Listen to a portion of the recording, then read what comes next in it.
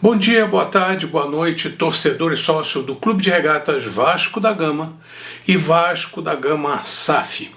Antes de continuar falando sobre o assunto de hoje, quero deixar bem claro que não tenho intenção de ser grosseiro ou mal educado, e estou apenas sendo direto e objetivo, como acho que você e todas as pessoas que me acompanham gostariam que fosse.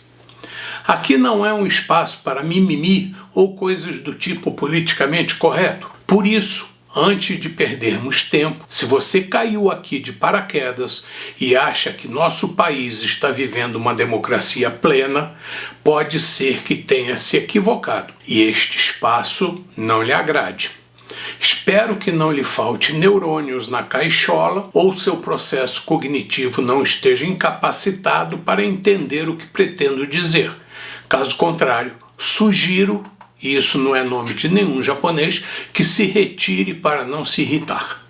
Falo isso porque às vezes me deparo com ouvintes mais preparados para acompanhar os vídeos curtos do YouTube ou TikTok do que os textos que elaboro aqui. Mas como acredito que existam entre nós pessoas civilizadas e inteligentes e que você se inclua entre esses nossos poucos seguidores, cerca de pouco mais de 400, que usam o cérebro para processar informações e realizar operações mentais capazes de questionar, contradizer e discutir em alto nível, agradecemos sua presença. Afinal, se você como eu nos dispomos a participar desse evento público, temos que aceitar ser criticados, como disse um dia um indivíduo muito conhecido e desprovido de matriz capilar. Se bem que posteriormente ele não tenha transformado seu discurso em ação. Aqui apoiamos o pleno e ilimitado direito de opinar e, como você admite o contraditório, vamos continuar conversando. Afinal, aqui também é um espaço para falar de futebol. Mesmo sabendo que há muitas pessoas que consideram normal separar o esporte da vida cotidiana, nós achamos que o futebol faz parte de nossa essência e se relaciona profundamente com a sociedade brasileira. Não nos preocupamos em falar muito sobre os jogos, mesmo que o tema deste canal envolva-os, mas o nosso ponto central é o futebol e o alvo é o Vasco. Por isso, falamos do esporte, mas não necessariamente dos dribles, gols, defesas, nem da moda dos cabelos pintados, cortes de cabelos ou roupas que os atletas usam, mas sim de coisas relativas aos meandros do jogo e principalmente das coisas que dizem respeito à administração do nosso Vasco, seja o clube associativo, seja o Vasco SAF. E uma das coisas que interfere no funcionamento do Vasco, além, é claro, das decisões administrativas de quem gere o associativo ou a SAF, é o entorno do futebol. E estou falando da confederação e seus puxadinhos, incluindo aí a imprensa, especificamente aquela que se acha no direito de fazer nossa cabeça. Por isso, antes de continuar, eu preciso do seu like e, se puder, compartilhe este vídeo e faça seus comentários. E não deixe de se inscrever se ainda não tiver feito. Até já! Roda a vinheta!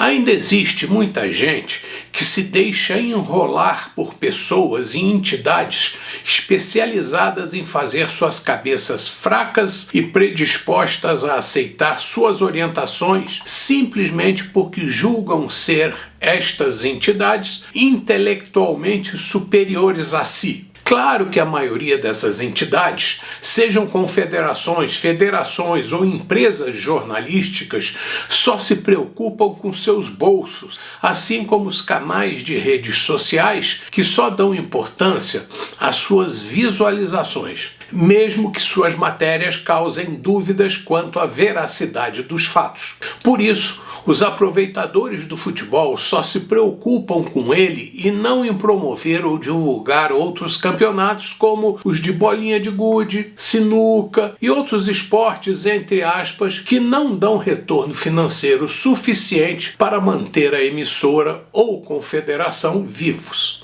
Outros esportes constam apenas nas suas redes de programação para preencher espaço e nas entidades promotoras como forma de receber incentivos ou migalhas sempre bem-vindas. Já o futebol, este sim, dá muito retorno. E por quê? Ora, todo mundo sabe por quê. Porque nós damos nosso dinheiro para mantê-lo atrativo e cativante para os sanguessugas.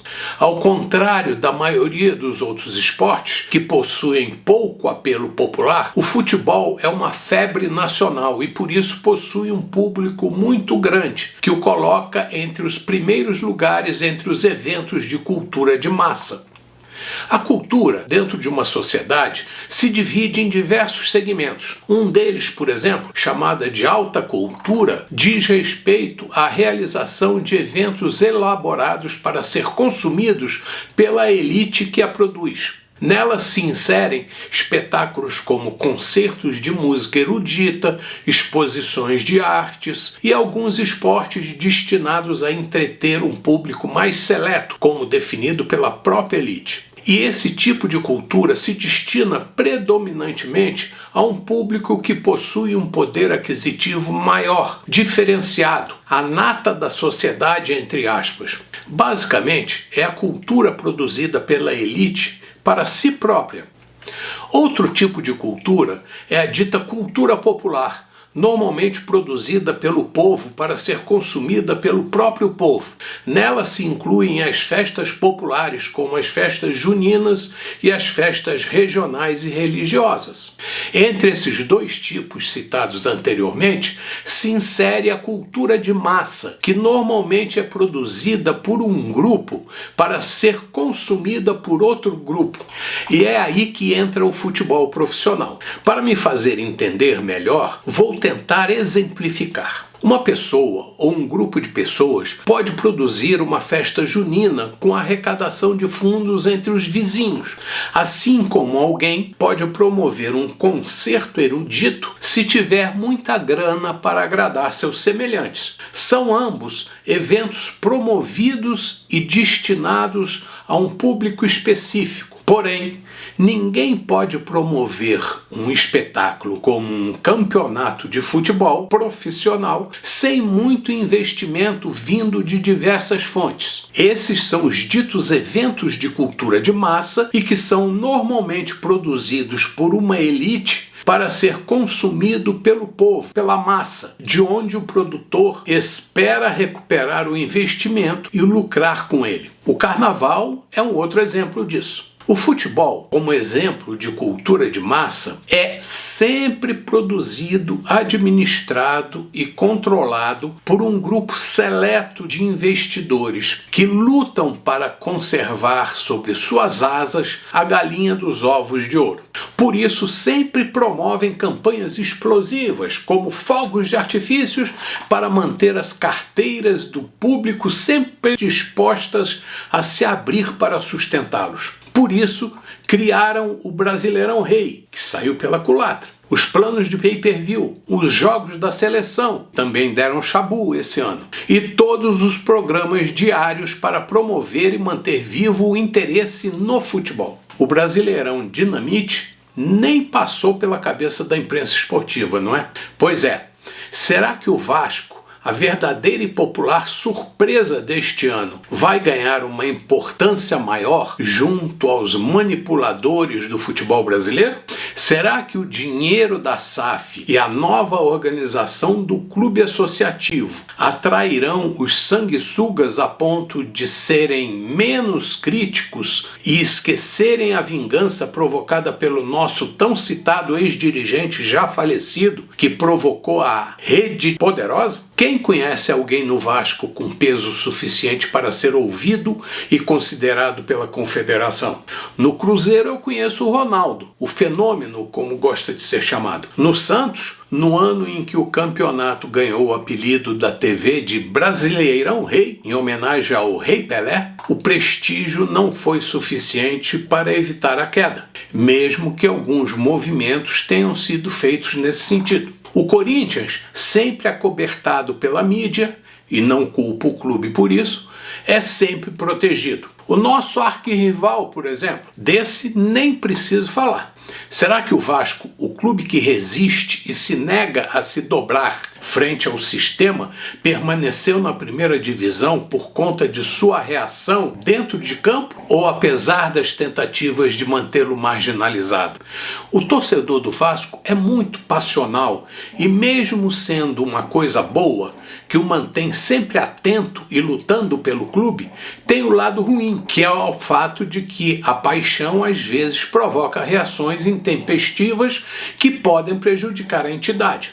O vascaíno se frustra muito com as derrotas e ameaça jogar a toalha constantemente, mas após uma simples vitória se anima e volta a confiar. É uma torcida instável que parece não conseguir lidar bem com as desilusões. Mas o time do Vasco atual não é o mesmo do início pífio do campeonato. O time de hoje não é o mesmo que iniciou o campeonato, seja em termos de desempenho ou de garra. Este parece bem mais comprometido e tecnicamente mais capacitado para lutar por coisas melhores. E com as mudanças internas que estão sendo processadas, parece que as coisas vão melhorar mais ainda. Minha maior preocupação este ano foi com a possibilidade de que pudesse ocorrer com o Vasco o que aconteceu com o Santos. Mais precisamente, o que houve após o jogo que provocou a queda do clube santista. Mas com eles, provavelmente nada ocorrerá. Nem vejo mais notícias sobre o que ocorreu no jogo do Santos. Os acontecimentos serão varridos para debaixo do tapete ou assistiremos um efeito retardado do Brasileirão Rei? Pela defesa do Vasco, permanecerei atento a tudo que ocorre nos bastidores das entidades responsáveis pela organização, promoção e realização do Brasileiro de 2024. Por agora é só. Bom dia, boa tarde, boa noite, torcedor e sócio do Clube de Regatas Vasco da Gama e Vasco da Gama SAF. Saudações vascaínas.